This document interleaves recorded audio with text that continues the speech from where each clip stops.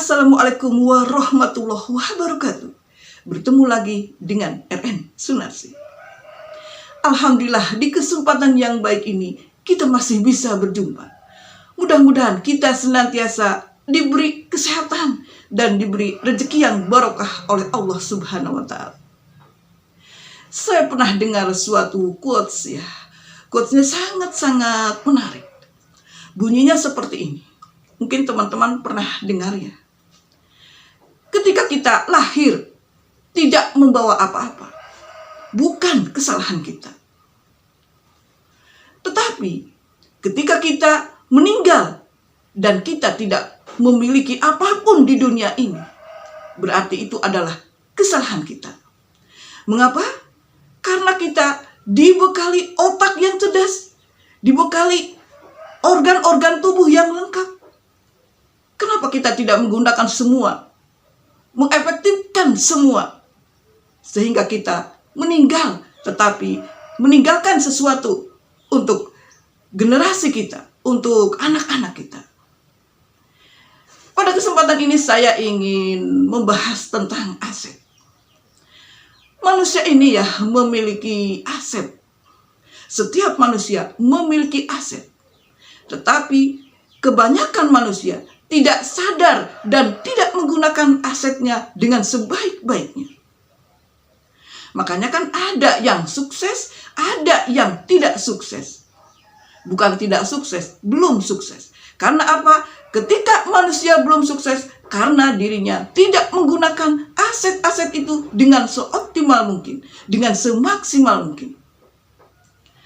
Apakah aset itu?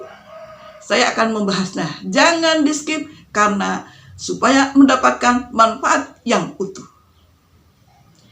Yang pertama, aset yang kita miliki tetapi jarang orang menggunakan dengan baik adalah waktu.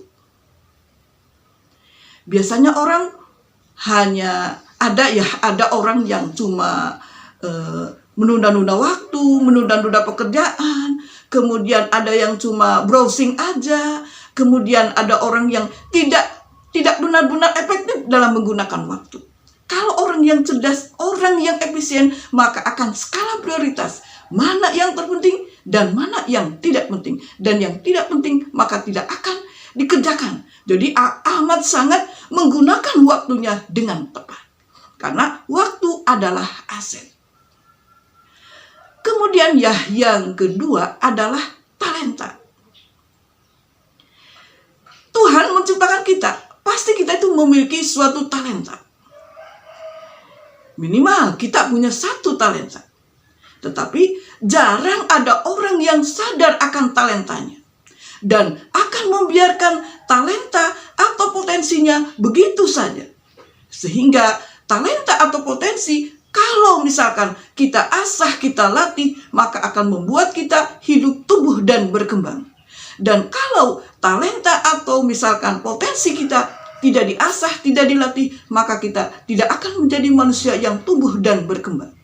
Talenta adalah aset. Jadi kita harus menggunakan talenta itu dengan sebaik-baiknya, seoptimal mungkin. Kemudian yang ketiga adalah sadar akan kesehatan. Nah, sadar akan kesehatan itu adalah talenta. Kebanyakan kan begini ya, orang tahu tentang kesehatan, tentang teori kesehatan, tentang bagaimana caranya supaya kita hidup sehat. Dengan cara olahraga, dengan cara makan minum yang bergizi, dengan tidak stres, dengan tidur yang cukup. Banyak yang tahu teori itu. Tetapi banyak yang tidak mengaplikasikan teori tersebut dalam kehidupan sehari-hari. Perlu kita ketahui bahwa orang sakit fokusnya hanya sehat. Tetapi orang sehat opsinya banyak. Dia bisa berbuat banyak, dia bisa produktif, dan dia bisa menghasilkan karya-karya. Dan sehat adalah aset. Kemudian yang selanjutnya adalah teman-teman.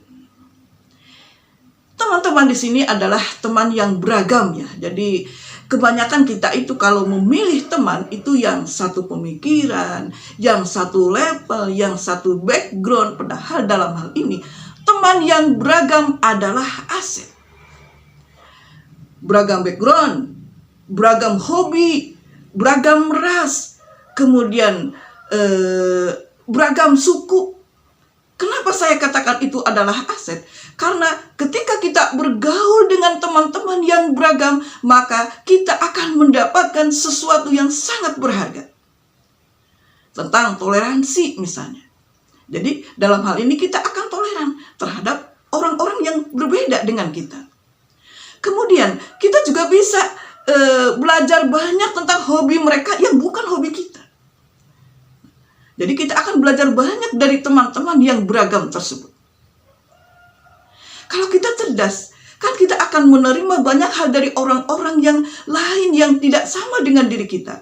Jadi kita bisa menyaring apa kelebihan dia sehingga kita bisa belajar dari mereka.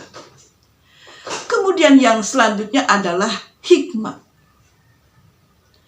Ketika kita mendapatkan suatu masalah dan kita gagal, maka kita akan mendapatkan suatu hikmah. Kenapa saya gagal?